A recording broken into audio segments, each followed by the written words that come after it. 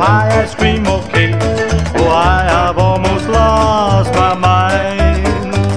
All day she feeds me lettuce, morning, noon, and night. She says we can't eat fattening foods, the girdle is too tight. Mandy's on a diet, but I am losing weight. I'm getting weaker all the time.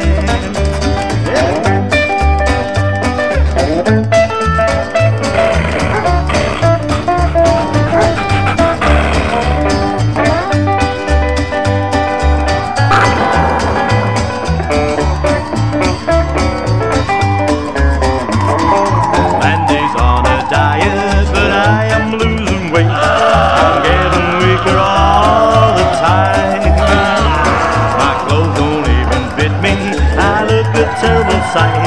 Oh, I have almost lost my mind.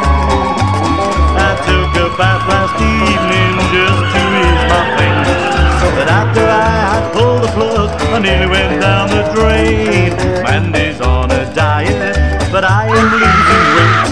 I'm getting weaker all the time.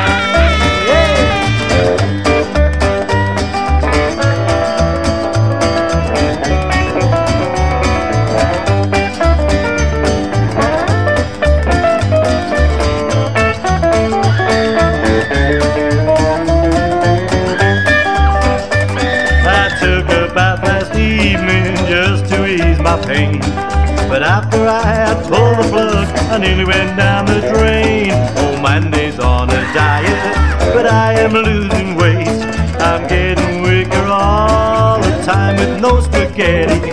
Getting weaker all the time with no potatoes. I'm getting weaker all the time.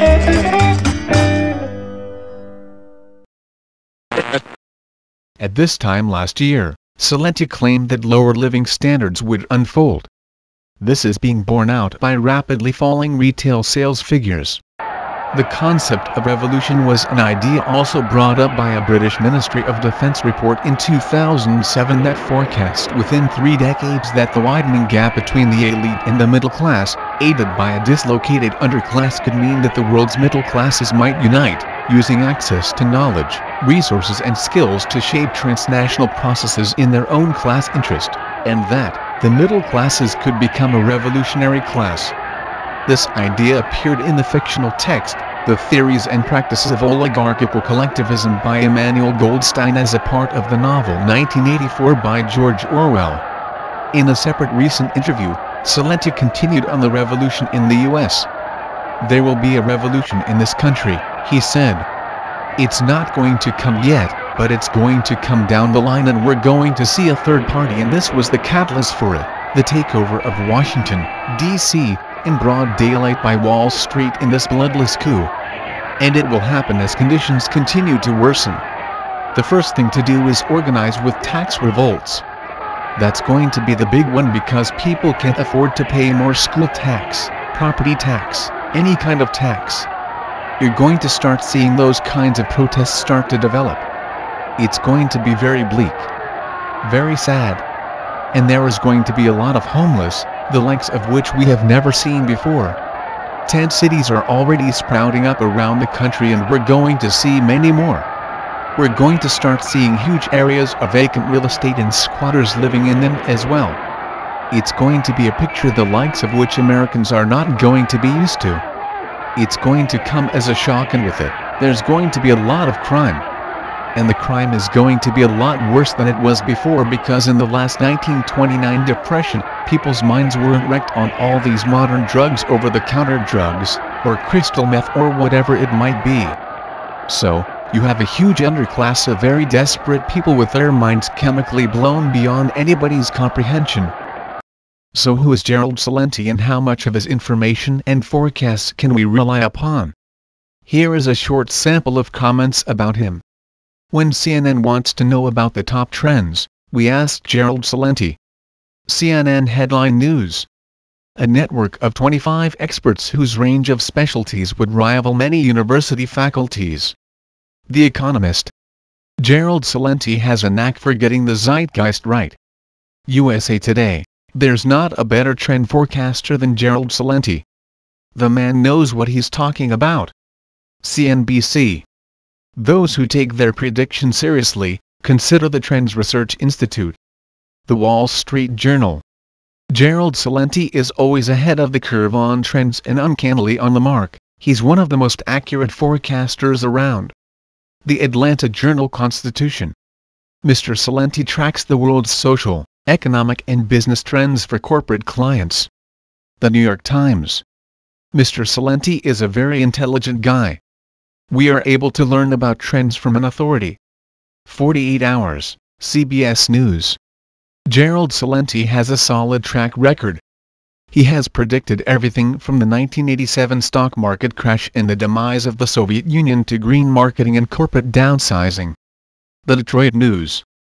Gerald Celente forecast the 1987 stock market crash, green marketing, and the boom in gourmet coffees. Chicago Tribune. The Trends Research Institute is the Standard & Poor's of popular culture. The Los Angeles Times. If Nostradamus were alive today, he'd have a hard time keeping up with Gerald Celente. New York Post. George Orwell writes more of this revolutionary middle class enlisting the lower class in his novel, 1984. Detailed in a secret resistance book the lead character is given, called The Theories and Practices of Oligarchical Collectivism by Emmanuel Goldstein. It supposedly tells of how totalitarian society of today is organized globally. Chapter 1. Ignorance is Strength. Throughout recorded time, and probably since the end of the Neolithic Age, there have been three kinds of people in the world: the high, the middle, and the low.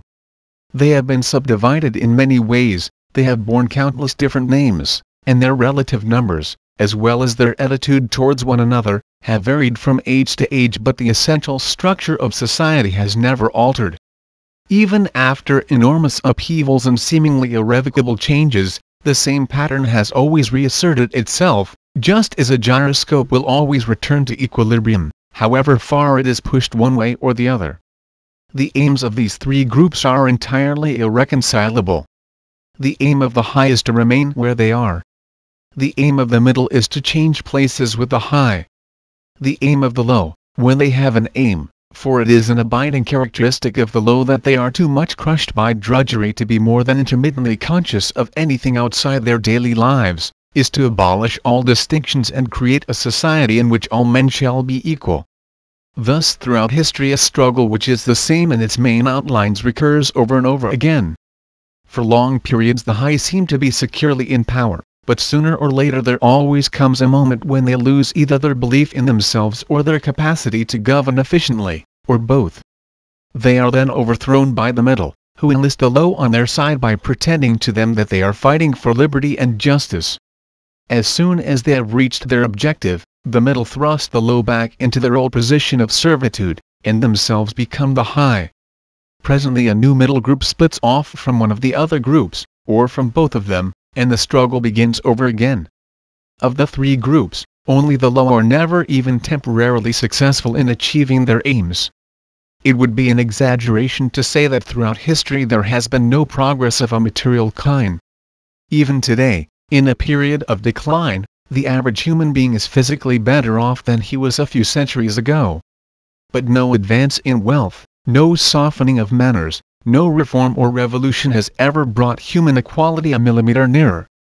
From the point of view of the low, no historic change has ever meant much more than a change in the name of their masters.